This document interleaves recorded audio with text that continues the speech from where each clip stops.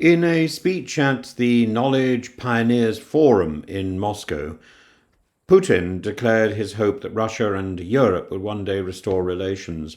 And I hope he's right. I have the same hope. He praised Westerners who share Russian values and even claimed that some French citizens are now fighting for Moscow under the revived name of the Normandy Niemen Regiment. This is not diplomacy, it's a delusion with a bayonet. It's historical nostalgia used as a smokescreen for contemporary aggression. But the principle that ideally Russia and Europe should be friends is absolutely right. We share so much with Russia, Russia shares so much with us. Putin's invocation of World War II is not incidental. He draws upon the memory of the Soviet struggle against Nazism to justify Russia's present war of choice in Ukraine. In doing so, he likens modern-day Ukraine to Nazi Germany and frames his special military operation as an anti-fascist crusade. This is historical vandalism and nothing to do with what Russia's called the patriotic war.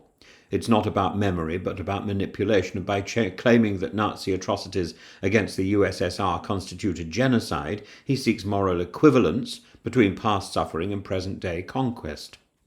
Moreover, this appeal to shared Franco-Russian heroism, specifically the Normandy Niemen, doesn't denote genuine unity. It's myth-making, and Putin is constructing a fantasy in which foreign volunteers lend more moral legitimacy to his invasion and spread the idea that he's depending on just one foreign group of mercenaries from North Korea. But France is not fighting with Russia. France is arming Ukraine, and Europe is not nostalgic for empire. It is rearming against it.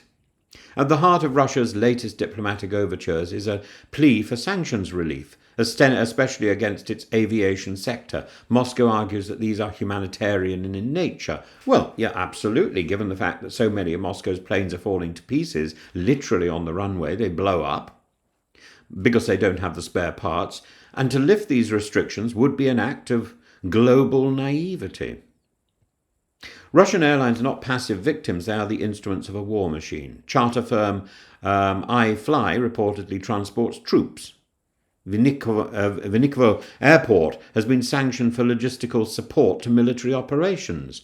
The line between civilian infrastructure and military enabler has been blurred entirely. Sanctions here are not a punishment, they are a containment strategy and absolutely necessary. To relent now, especially on aviation, would be to allow Russia to rebuild not just its economy but its capacity to wage war more effectively. Putin's ordered a 3-day ceasefire in May to coincide with World War II victory commemorations. But as Kyiv calls for a 30-day truce and Washington hints at a permanent cessation, we must ask, what does Russia really want? What should Russia really get? The answer is clear. What Russia wants is time. Time to regroup, time to resupply, time to twist negotiations into submission.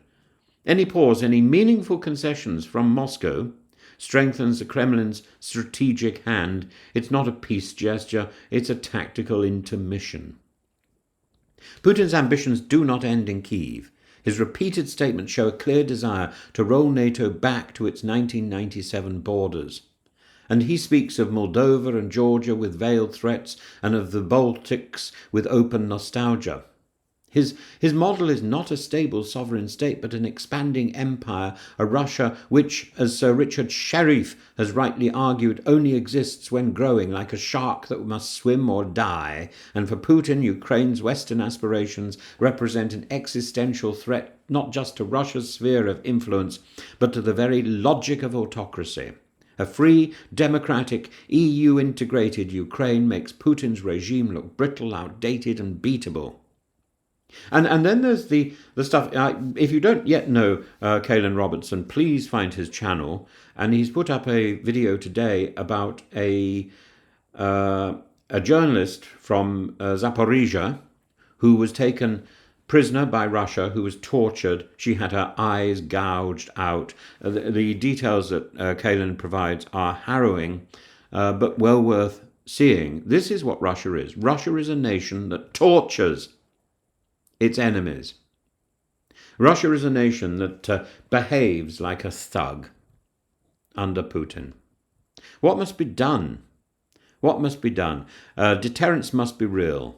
Europe must consider bold measures like implementing an air shield over Western Ukraine akin to the Sky Shield proposal.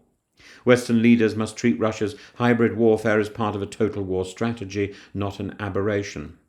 And while Russia continues to attack civilians, both with bombs and with torture, the frozen Russian assets in Western banks, they should not be held, they should be used to rebuild Ukraine, not to refuel Moscow.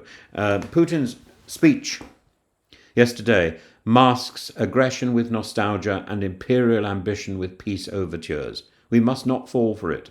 We must acknowledge that ultimately there is greater union between Russia and Europe that can be had, but not under Putin, and not for the price of peace. Putin wants space. He doesn't seek reconciliation. He seeks capitulation.